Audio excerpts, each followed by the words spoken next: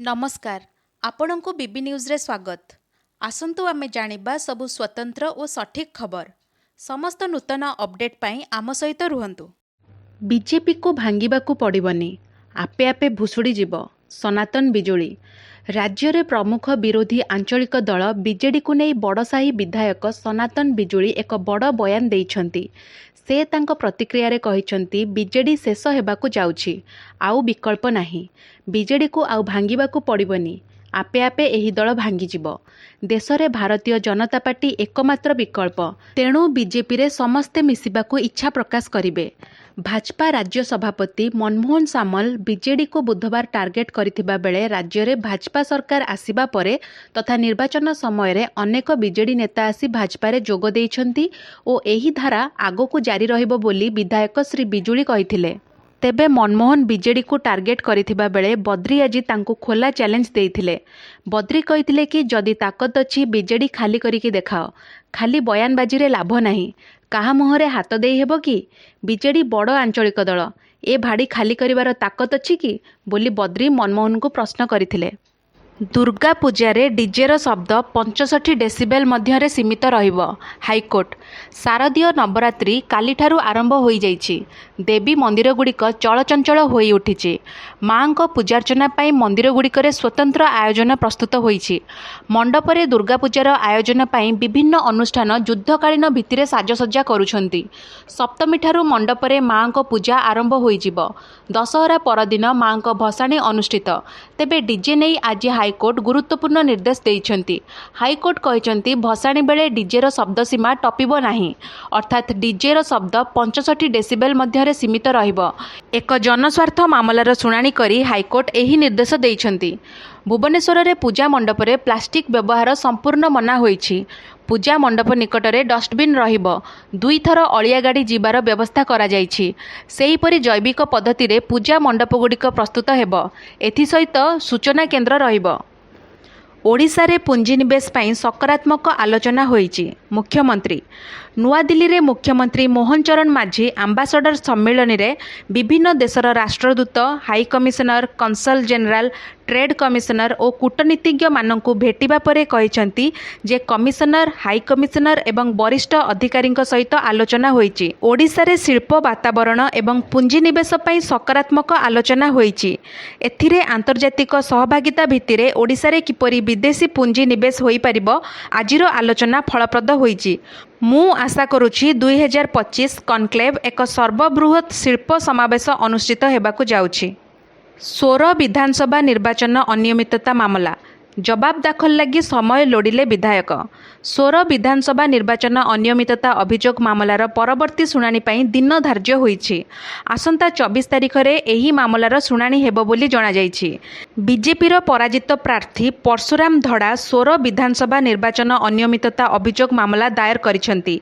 एणे जवाब दाखल पाई समय लोडिछंती 16 विधायक माधव धड़ा।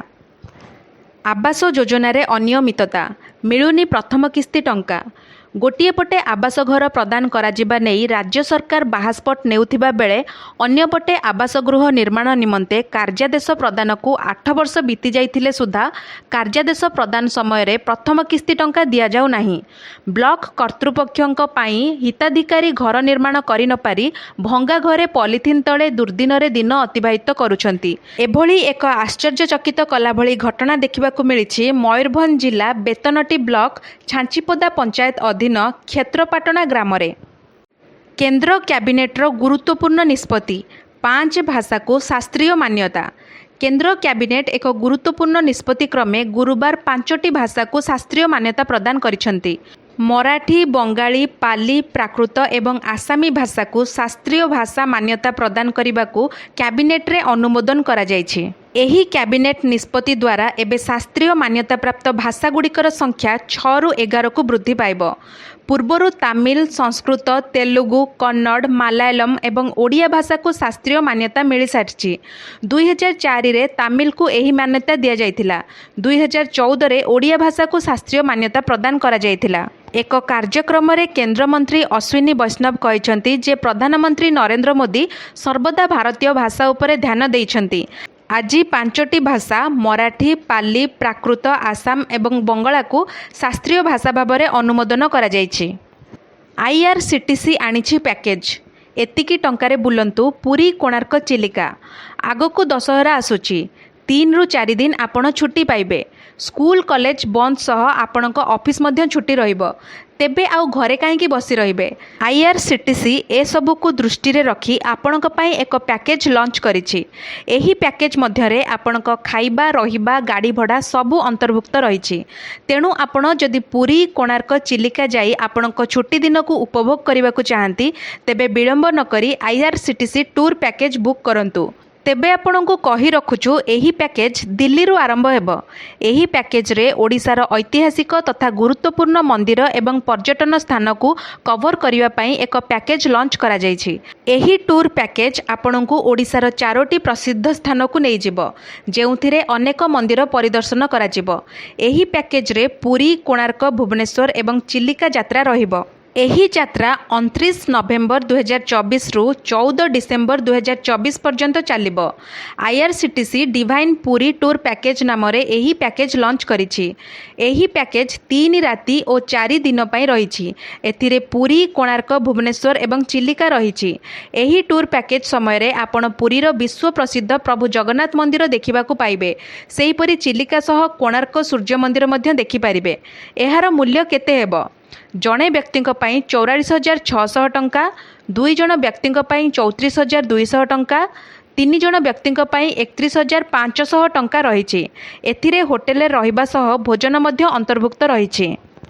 आरंभ हैला बस सेल 49,999 टंकारे मिलिबो ओला S1।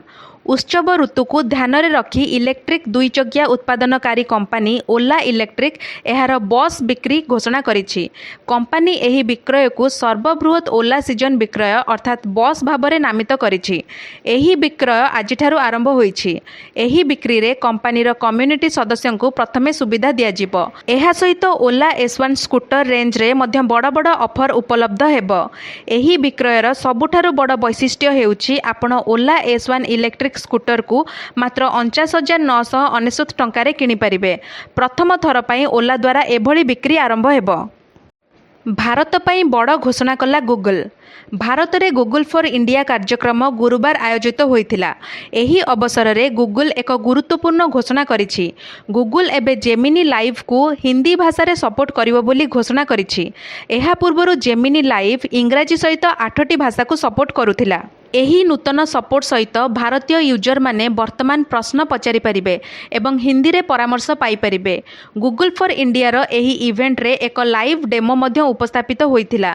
जणे महिला जेमिनी लाइव को तांकर नूतन चाकरी ऑफर विषय रे एक प्रश्न पचारिथिले एवं जेमिनी लाइव तांको ए संपर्क रे परामर्श देइथिला।